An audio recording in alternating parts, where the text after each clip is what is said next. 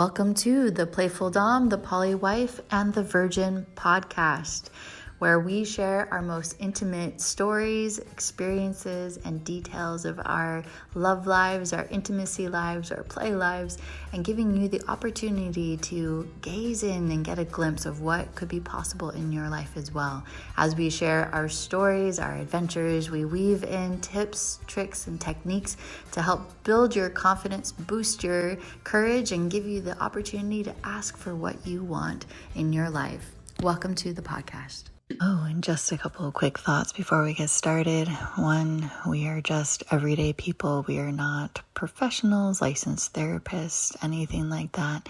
This is for edutainment purposes only. This is not medical advice or legal advice, financial advice, nothing like that. Listen at your own discretion. And this is for mature audiences. We're going into deep subjects and sharing deeply about intimacy and all the things about that. So just notice who you're around and let's go. Welcome to the Playful Domme, the Poly Wife, and the Virgin podcast. So excited to have you here with us. Today, we are going to talk about, or I'm going to share about an experience I had recently, just a few days ago, with a couple. And we had this really fun, kinky, sensual massage extravaganza that had this woman having probably one of the best orgasms I've ever seen in my life. She had her head hitting the headboard as she's orgasming. It was pretty full on. So I was sharing with Ella and Lisa. They were like, oh, could you tell the story and share what it's like? And so away we go.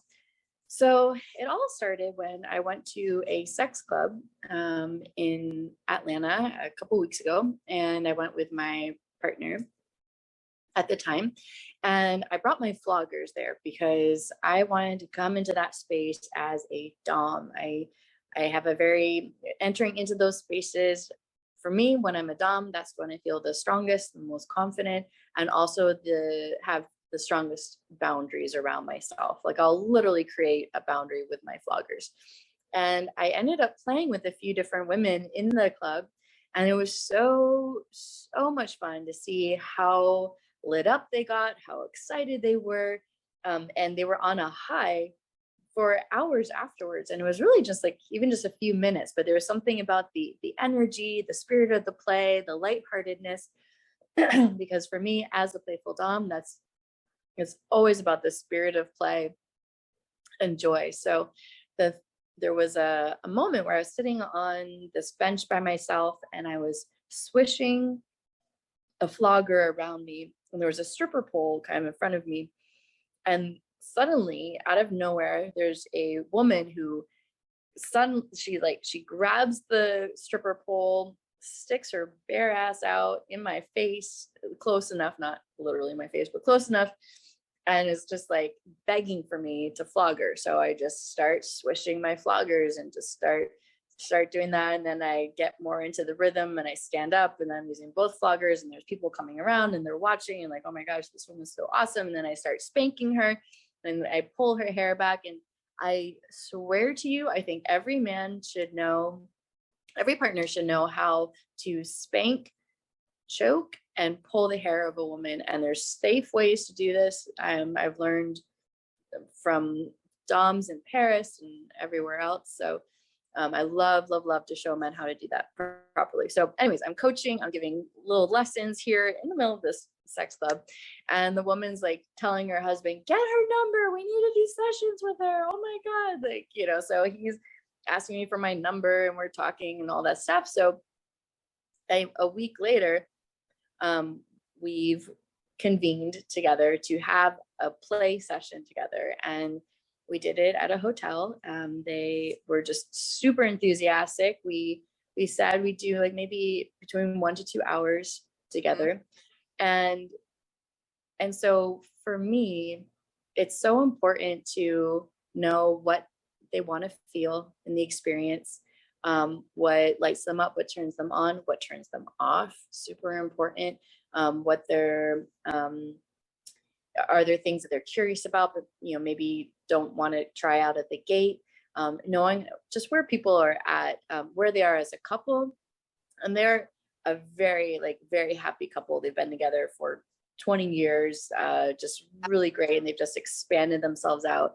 And so arriving at the hotel and sitting down with them to have the conversation. So there's a method called the conversation that I learned from Midori, who I've mentioned before in other podcasts. And totally happy to go through my notes and find the pieces again. But to me, it's all about building the playground.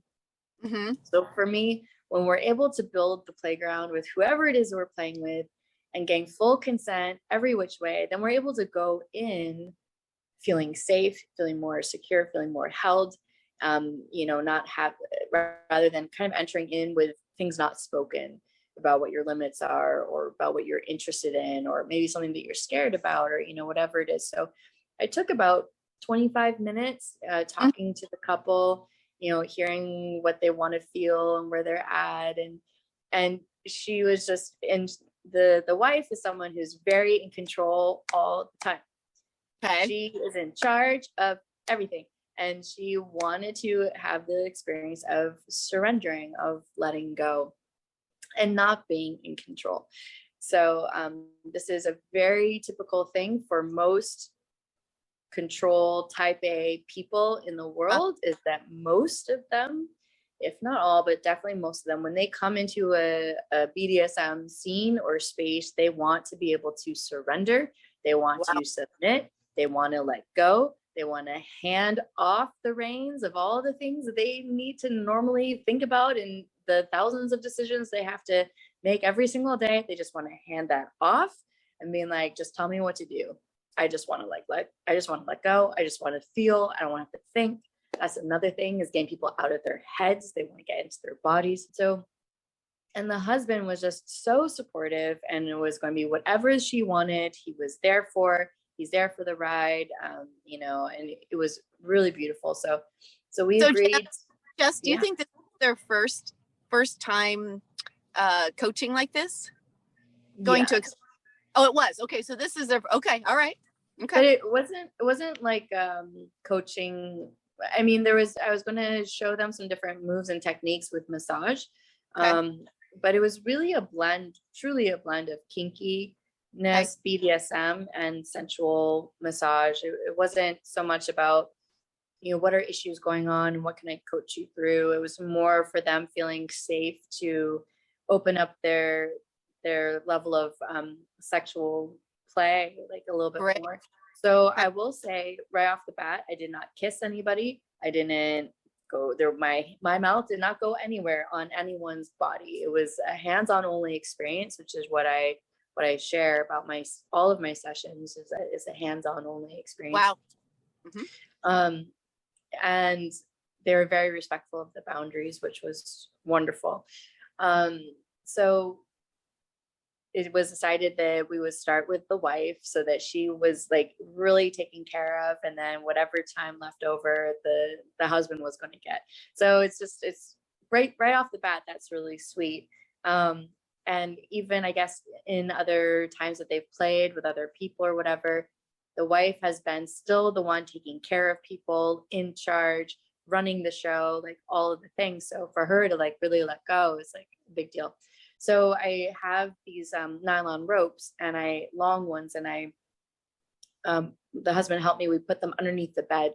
So there was one rope at the top of the bed to tie her wrists, and a rope at the bottom to tie her feet together.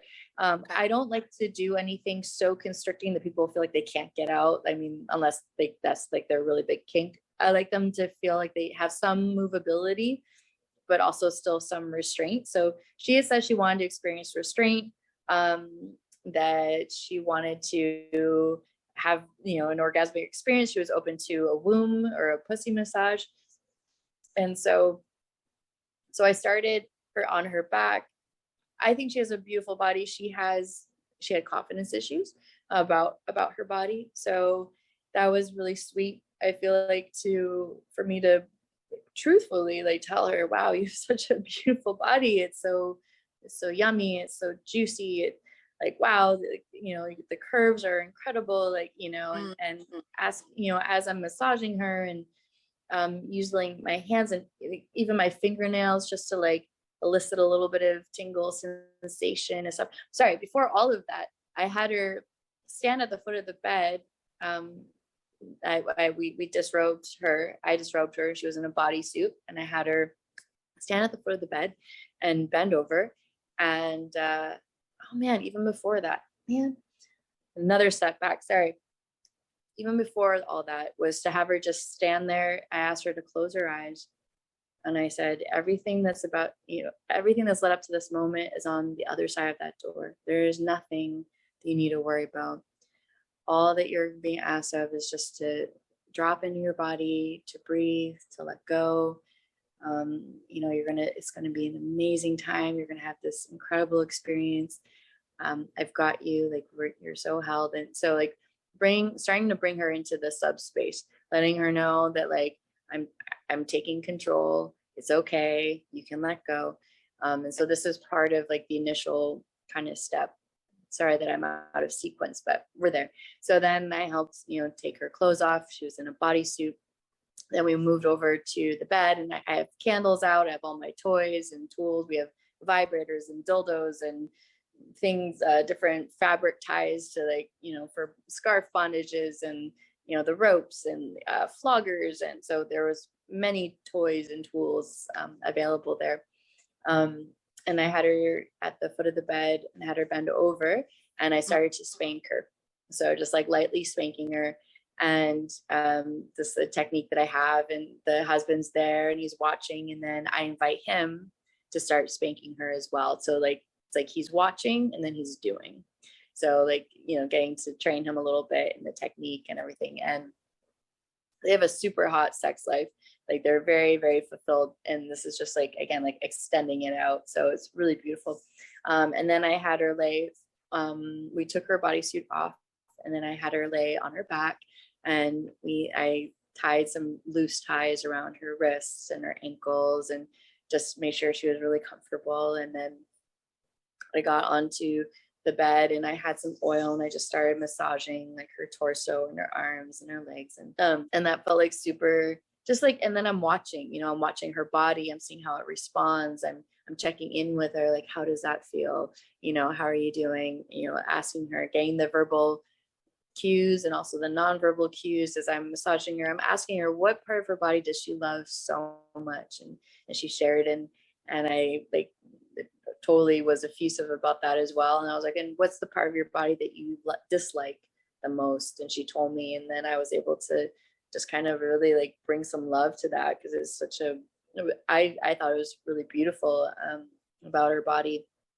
And then I started flogging her, and like it was light flogging, very light, very soft, just much more caressing her skin more than anything. What was really interesting is that as I was taking the flogger and I was flipping it up her pussy, and she was having like these chills and these reactions, and it was like very strong. And again, it was very light, but just like flicking it up her whole, like just the front of her pussy. And she was just like going bananas. And then like, telling the husband to like come over and kiss her or suck on her breasts or, whatever. And of course he's so happy to oblige. And he was so helpful around the scenes, like, just all there. And then I started massaging like her outer labia and her mounds and like everything like that. And she's just getting more and more like turned on and super wet. Just, it was really awesome just how her body was responding and how she was just letting go. And then started, and I'm also I'm coaching him along the way to kind of feel it and the pressure, and then had him try, and stuff like that. And then was massaging her inner labia, massaging her clitoris a lot, and like the clitoral hood and underneath it and around it. And so I'm showing all these different pieces, that watching her response and like the reactions she's giving. And again, like for her to let go, I mean, kudos. This, like, I feel so privileged and so honored when a couple invites me into the most intimate space that they share together, and that I'm there to facilitate and orchestrate and be in that space is such a gift.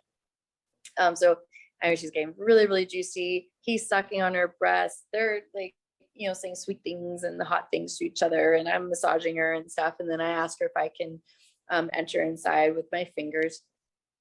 And she says yes. And so I'm stroking her G-spot with one hand, and then I'm stroking her clit with my thumb from my other hand. And then I think her husband's doing like maybe sucking on her breast or something, but like, she's just going bananas. Her body is writhing, her head is hitting the headboard, like she's just having like these convulsions are happening, and she ended up having like this massive orgasm that was like loud and huge and the whole body. And it was like super, super exciting. So I'll just pause right there and see what comes up for you ladies, and I'll catch my breath. Wow is all I can say. Yeah, as you were describing it, I kept thinking, wow, I really need my lovers to hear this. I know, me too. Mostly because first of all, I think it's absolutely true that every man should know how to appropriately spank, choke, and pull the hair of a woman. Yeah. And I have a friend, a meta of mine, who actually teaches men how to do hair pulling, because it can shift a woman from one space into a completely different headspace just by touch. And her husband, when he does it to me, it completely relaxes me. And so it is something that is so, so important and very underrated and very unknown. And I thought I was with my old new lover. He's now my snowbird who comes down from the north for the winter. I got to see him this week, and he's so good at it. He's so good at all three. And I didn't make the connection of what was happening with him until you said that, Jess, because he choked me and we talked about it. I said, well, do you like to be choked? He goes, no, it just doesn't do anything for me. And it doesn't do anything for me to choke you, but that you enjoy it. It makes me want to do it and do it well because you enjoy it. Because I was like, that was just so hot. I really loved it. And I thought it was because he loved it, but I loved it myself, for myself. Yeah. And he did it really, really well. And he's a very good spanker. And I don't want to be spanked, bang, bang, bang, just a good whack every once in a while to sort of shake up what we're doing. Holy smokes, he's really good at it. And then he grabbed my hair and I was just like, okay. I'm so glad we have our 3 months together. Because I cannot wait to spend more time with him. We just had so much fun. It was just terrific. So, but I'll talk about that. That's a different podcast. We can talk about that later.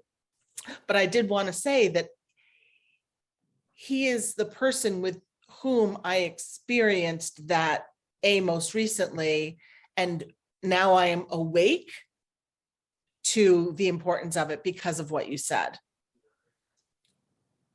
Honestly, it was, it's absolutely true. It absolutely is true. And I love to hear these stories because, again, if you don't know, you don't know. I mean, I always say that, but it's really true. And again, being authentic and real and raw and sharing the stories, I'm like, wow, I had no idea I just don't know what I don't know. So it's nice to know that there are people or women like yourselves that can come in and actually show that. And I think that's one of the most beautiful gifts a couple can receive. I think you're right. I agree with you. Yeah. Why wouldn't you? Mm-hmm. But why wouldn't you? Because nobody's ever said it or talked about it or thought about it. It would never have occurred to me either, ever to do that. Yeah.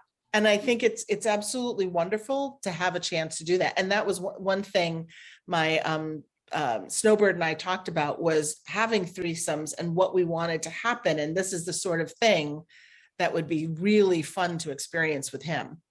Absolutely. Yeah, it's I have pretty strong boundaries. Like I said, I hold the sanctity of marriage and union and relationships, partnerships. Doesn't have to be married, but like between two people, very, very strongly. And even though they would have been so happy to have me join in and like, you know, be sexy sex with them. I like, that's a boundary that I hold. And I think it just creates a little bit more clearer energy. I think it's super important, if not only because it makes it feel like a safer place to do it, like a safer way to do it. It's like, okay, this is instructional. It's enjoyable, 100% enjoyable, but it's instructional and not interfering in the relationship. There's no attachment to it because it feels, while romantic and loving and intimate, it still feels detached. Yeah. And I think that's great, Jess. And I mean, as you know, as somebody, again, that's a little bit more vanilla, I really appreciate that, because I think that that's oftentimes our fear, is we have someone that we invite in, or we think we're going to learn from. I'm going to use that word, play with. And then somehow it gets, I'm going to use the word, out of control, out of hand, or your boundaries are broken. So anyway, I think that's fantastic. Well, see, here's the thing in the vanilla world. I don't know that we really understand what boundaries are, or how to set them for ourselves. Yeah, for sure. And that's one of the things that I'm really wanting to emphasize, is because I knew what I thought I needed, but I didn't understand what boundaries were in my life, right? Like, not really. I agree 100%. Absolutely. Yeah. And, you know, and I do want to also applaud the couple, and any couples who come to me, which I mean, hands down, one of my favorite of all time, you know, experiences, sessions to hold, for them to be willing to like open up and explore, and knowing that like this could go many different directions, and how do we handle this? And for me, like I am grateful that I am the caretaker that I am, because I'm watching how they're responding to each other. I'm super intuitive. So I'm feeling things at multiple levels constantly. And it's like this whole just sensing and picking up and witnessing and tuning in, and then, oh, okay, I'm going to try the flogger now. Oh, she's responding really well to that. Okay, I'm going to keep going with that. Oh, okay, now she's shifting into this. Oh, she might need a breath. Okay, do you need a pause? Would you like to pause for a second? Just get a breath. Yeah. Okay. You know, so it's like this, like, kind of, that's what I'm doing the entire time, is just very, very much watching and carrying out and caring. Like, I care so much about it. So I think that there's I think sometimes until you experience it, you just don't know. Yeah. You just won't know until you're willing to experience it. And so again, back to her. So she had this fantastic orgasm, like, oh my gosh. And we continued to play for a good, I'd say another 10 or 15 minutes. And then it was like, okay, she needs a break. You know, we paused for a minute, and we like started up again. And then she was like, okay, like I'm full, you know, I'm full. But I also tell them, like, if at any point you need a pause, we need to stop, just say pause, just say stop, and we'll stop, you know, like check in and see. And I was like, I'm reading you. Yeah. There's, you know, I cannot foresee, like, there's a 2% chance I'm going to miss it, and that like you're going to go into an area that you're not prepared for. But like, this is, again, very light. We're not doing anything really deep into kink, you know. It's some light bondage, some light flogging, and really more about sensual play and eros and, you know, arousal. So that's really kind of like, especially the first time, that's kind of where we play. So then we switched over to the husband, and it was interesting because I think of him as a dominant masochist. So there was this space where he said he'd be restrained as well. So we got to tie him down, and his wife was surprised by that. And like, you know, we did that.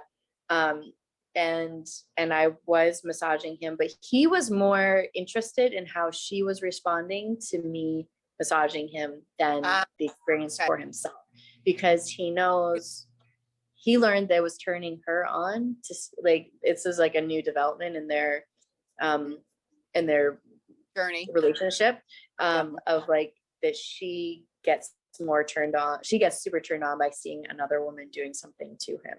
So for him, it was more about how she was responding, and she had a vibrator and she was like, you know, on another bed, like having another orgasm as I'm, you know, massaging him. But then it became like, you know, she's sitting on his face and then she's like riding his cock, and, you know, like there's all these things happening, and I'm like kind of like putting a hand here or there as they go. And, you know, she's like, she's riding him, and like, I'm like kind of behind her, just like holding her breasts or like massaging her body, or, you know, whatever it is. And then like, I'm stroking his cock as she's giving him a blowjob, just like all these, it's like, almost a free for all, but again, like with my buffers.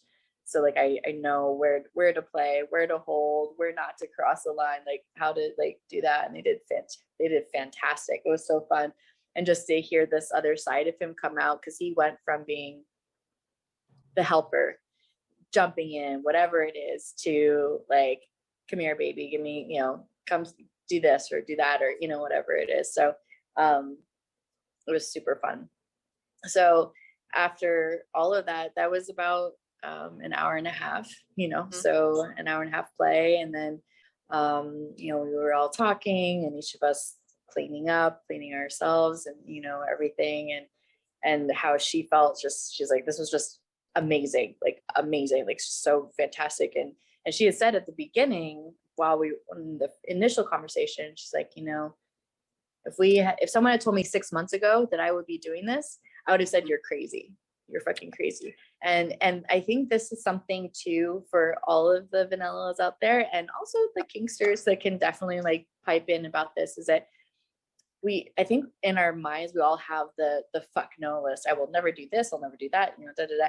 And there's just something, it's not about crossing boundaries. It's just like, as we open up and expand in ourselves and the experience, and we're like, oh, wow, I tried this little thing. Oh, okay. And I'm okay. All right. Well, what if I do this? And I know Lisa's a great example of that like, you know, she's experienced fire play and needle play and wax play, like, you know, all these stuff, but you don't start someone off there. You don't drop someone into a party and being like, okay, here we go. And it's like their first time seeing stuff. And they're like, no, I'm running away.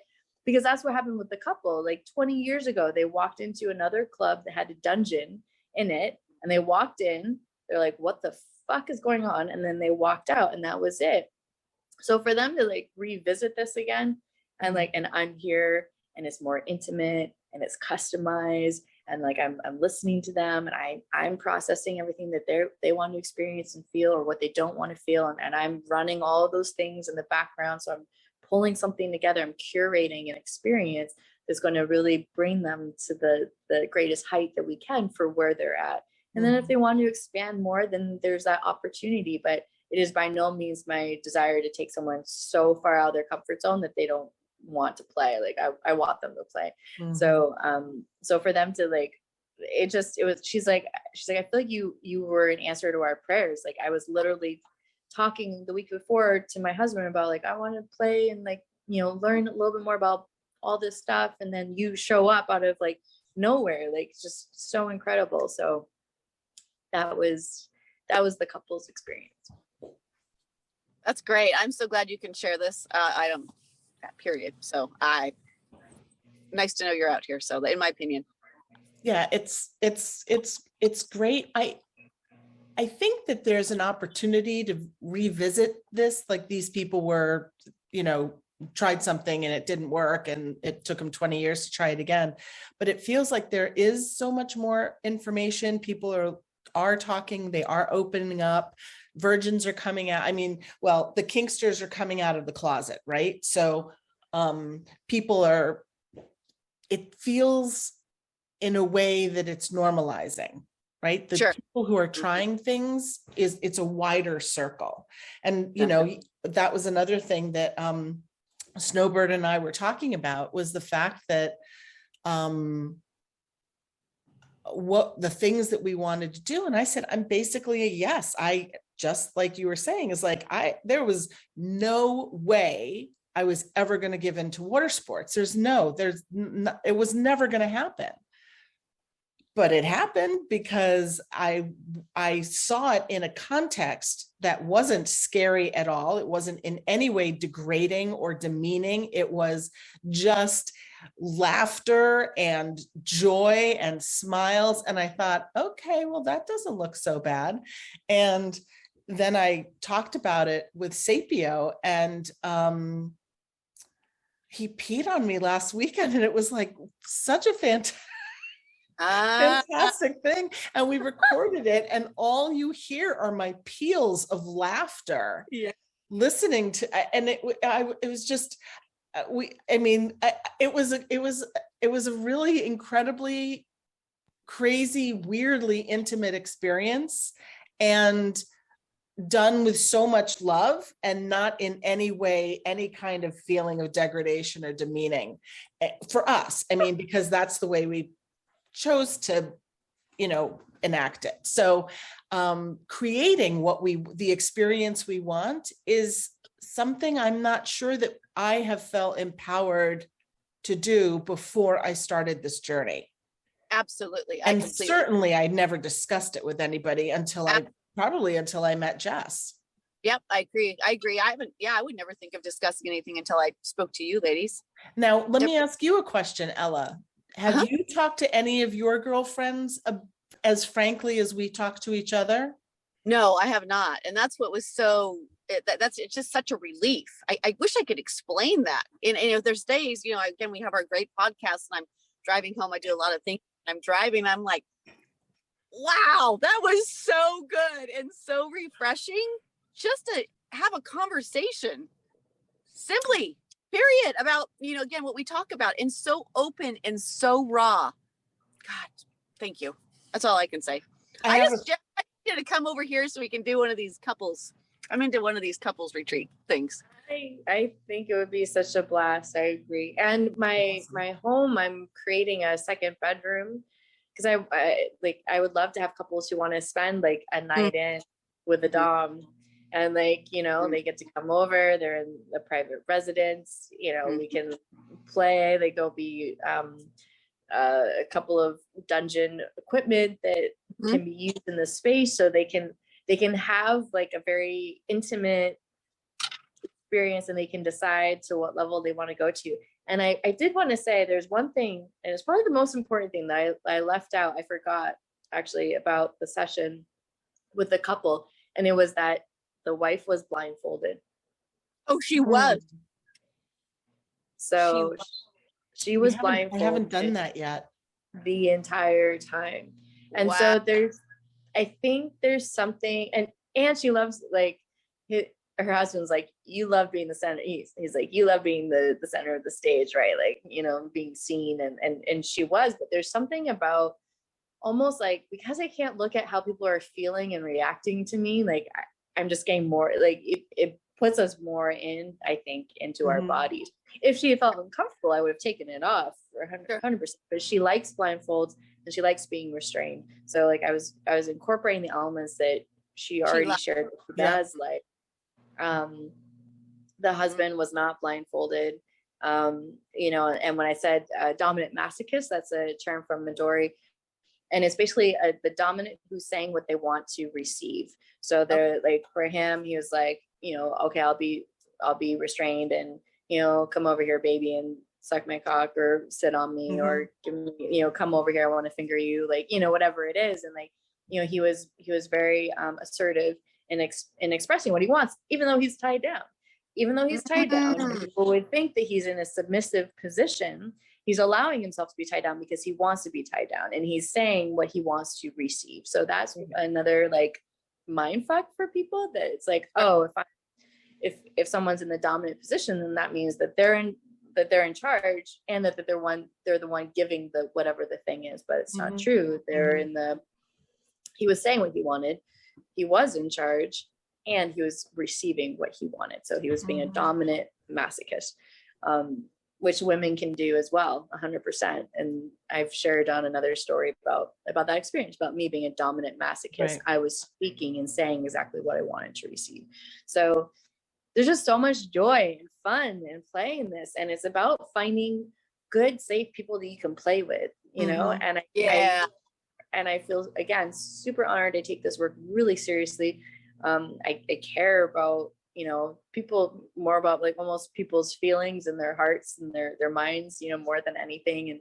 And for this couple, I did also say, like, hey, if you want to take photos for your own private collection, I'm okay with that.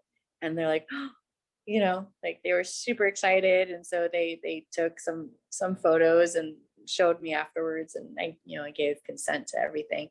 But so now they have souvenirs of, like, to reminisce and the experience and everything, which I think is fantastic. So there's just so much to explore and so much to play. And I think in terms of experience, Lisa's outpaced me by a lot, because she's been I was out traveling, but Lisa's been in the same area. She's found a good kinky scene and club and people and community. And so she's been able to build trust and relationships and rapport and finding people to play with. And so that's, like, for those of you who are in an area, you can check it out. Lisa, you started out with, like, FetLife, right? Is that kind of where you started? I started on FetLife, and I started on FetLife because I knew it was a safe place to go. I think I talked about that last week. The fact that I knew that the kink community has very strong communication, and we could certainly talk about that more in depth in another episode. Yeah. And, like, how to communicate, just good communication skills might be a great episode. Yeah. Oh, Jess, thank you so much for sharing. Thank you. So yes, just amazing. Thank you all for listening in and tuning in to this latest episode of the Playful Domme, the Poly Wife, and the Virgin. Looking forward to catching you on our next podcast, which I'm sure will be just as delicious and juicy and passionate as ever. Take care, and look forward to connecting with you on the next podcast.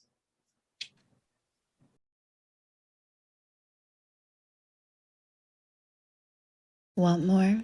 Head over to theplayfulpodcast.com for all the juicy things we have to offer. From there, you can join our community, where you can get access to after hours, attend upcoming workshops and events, and even book a session. Bye for now.